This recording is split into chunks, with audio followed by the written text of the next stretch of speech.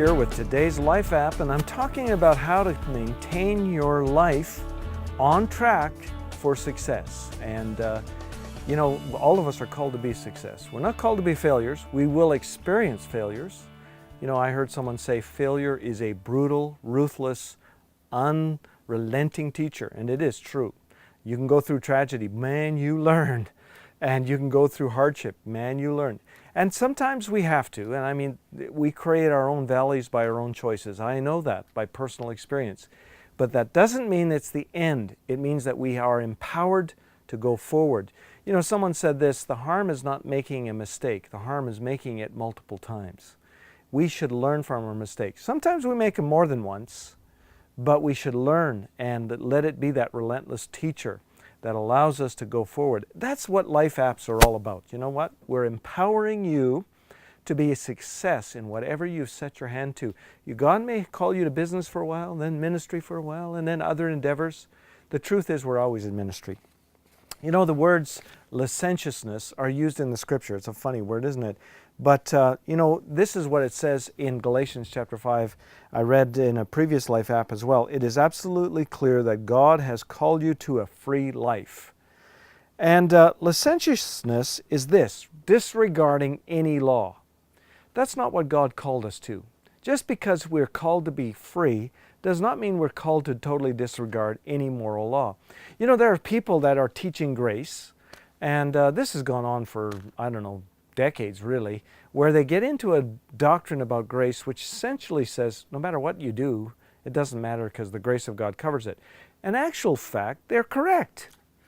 But Scriptures make clear, do not use this liberty for an occasion to the flesh. That's in Galatians chapter 5. That is to say, don't disregard moral law just because grace is that powerful and pervasive. Yeah, it is. And that's wonderful.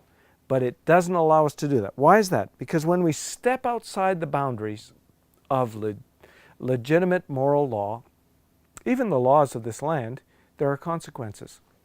In the previous app I mentioned about, well, if you don't believe that, go down some highway in Canada or wherever you live and exceed the speed limit. And just keep doing that forever until eventually somebody with those red and blue lights will stop you and tell you that you are accountable and issue you a ticket and other consequences, who knows what. That's just to illustrate that even though you're free, we still have parameters. And when we are free, we take responsibility for ourselves. We take ownership of our own weaknesses so that we stay under that covering and operate in liberty. Now, liberty is defined as this, legitimate freedom or the freedom to do that which is right. God gives us the choice to do that which is right. That will empower your life. You face choices almost every minute of the day. There are good choices and bad choices. When you face a restaurant menu, there's good choices, bad choices. You have choices everywhere. Freedom or liberty that the Scriptures give us is the liberty to do the right thing, to take ownership. I went through a situation over 3 years ago. But one thing I did immediately, and I know this wasn't really communicated, sadly, those who were involved just didn't want to communicate any good news, but the fact is I took ownership.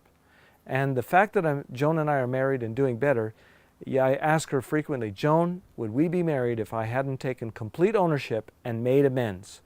And she said, no, we wouldn't be married, but you did. And so our marriage is prospering because I'm operating in the realm of legitimate freedom. I'm staying within the moral parameters that God has given me and the spiritual parameters. And in that environment, I can prosper. That's today's Life App. Stay in the circle of God's blessing and you will increase in the future.